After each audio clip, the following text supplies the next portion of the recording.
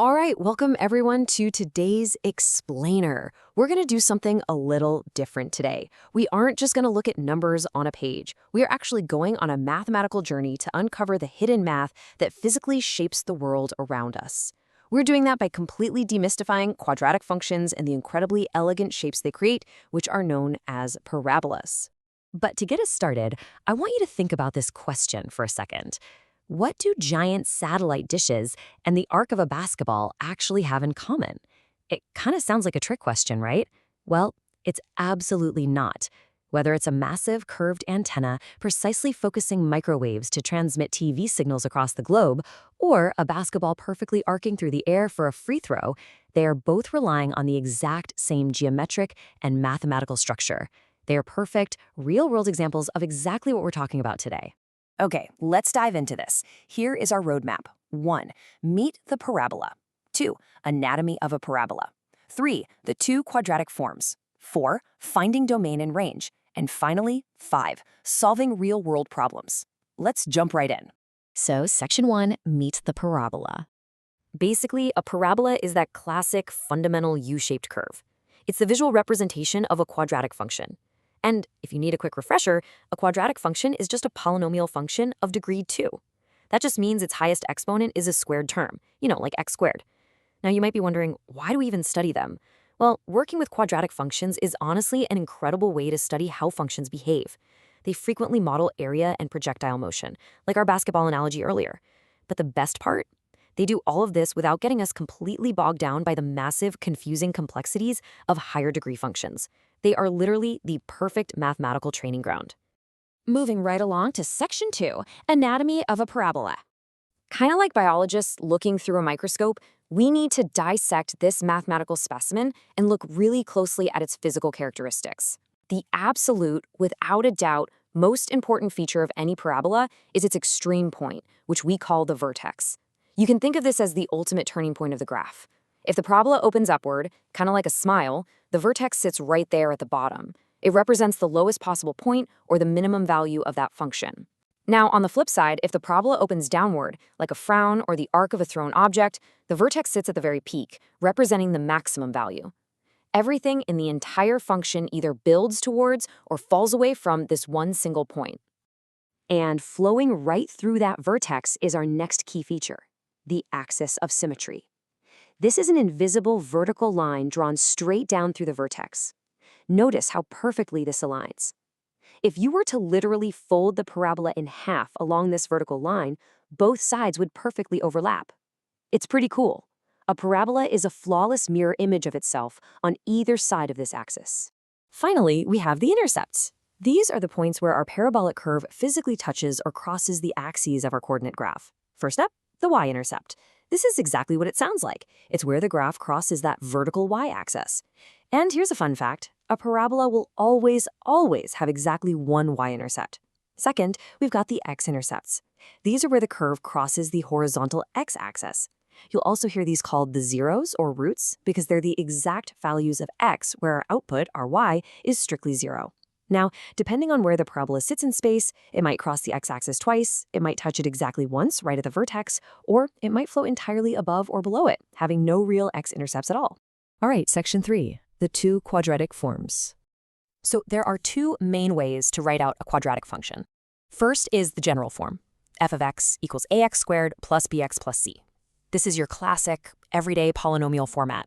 It's super great for certain algebraic steps, and actually, that c value at the end, it gives us the y-intercept right away, which is handy, but the downside is that it totally hides the vertex from us. Then we have the standard form, which is also known as the vertex form, f of x equals a times x minus h squared plus k. Both of these equations describe the exact same function, but the standard form gives us a massive shortcut. The values h and k in this formula literally hand us the coordinates of the vertex directly. It just tells us exactly where the curve turns. Now, if you're handed the general form and you need to find the vertex, don't panic. There is a really simple translation process. Step 1, just identify your coefficients, a, b, and c. Step 2, we find the x-coordinate of the vertex, which we call h, using a brilliant little formula. H equals negative b divided by 2a. That gives you the exact horizontal placement of your turning point, and as a bonus, your axis of symmetry. Then step 3, to find the y-coordinate, or k, you just take that h value you just found and plug it right back into your original function. Evaluate it and boom, you have your y-coordinate. It's just a simple, elegant sequence of substitutions. Next up, section 4, finding domain and range. Let's tackle the domain first. The domain is basically the playground for our function. It's the set of all possible inputs, or x values. For a standard quadratic function, the domain is all real numbers. You can plug absolutely any number into a quadratic equation, from negative infinity all the way to positive infinity, and the curve is just going to keep stretching wider and wider forever. But the range, the set of all possible outputs, or y values, that's a different story. It's restricted. Remember our vertex? Because the parabola turns around, the output hits a hard ceiling or a hard floor exactly at the vertex. If the parabola opens upward, the range is restricted to all values greater than or equal to that minimum floor. If it opens downward, it's restricted to all values less than or equal to the maximum ceiling. Here is where it gets really interesting. Section 5, solving real-world problems. Let's look at a practical application. Imagine you're consulting for a local newspaper. They obviously want to maximize the amount of money they bring in. But the unit price of a subscription dictates the demand, right? If they raise the price too much, people will cancel. If they lower it, sure, they might get way more readers, but they're making less cash per person. So how can they find the exact mathematical sweet spot to absolutely maximize their revenue? Well, let's look at the raw data. Currently, they charge $30 for a subscription, and they have 84,000 loyal subscribers. Market research shows that if they propose a price increase up to $32, the number of subscribers is going to drop to 79,000. So for a $2 price hike, they lose 5,000 subscribers. If you break that down, that means for every single dollar they raise the price, they lose 2,500 subscribers. We can actually map this whole situation as a linear relationship between price and quantity. Now, we combine that linear relationship with our quadratic concepts and watch the magic happen. Step 1, we define the quantity. Using that slope we just figured out, our quantity Q equals negative 2,500p plus 159,000. Step 2, we build the revenue function. Revenue is simply price multiplied by quantity, right? So we multiply our price, P, by our entire quantity equation. When you distribute that P across, guess what happens? You get a negative P squared term. We have literally just created a downward opening parabola. Step 3, the beautiful logic just comes together. Because it's a downward parabola, the very peak of that curve represents the absolute maximum revenue. We just use our trusty Vertex shortcut, negative b over 2a, to find the perfect price. And when we calculate that out, the optimal price sits right at exactly $31.80. And the payoff? If we take that perfect price of $31.80 and plug it back into our revenue equation to find our K value, which is the absolute peak of the parabola, we get a revenue of $2,528,100. By shifting the price a mere $1.80, the business maximizes its cash flow entirely.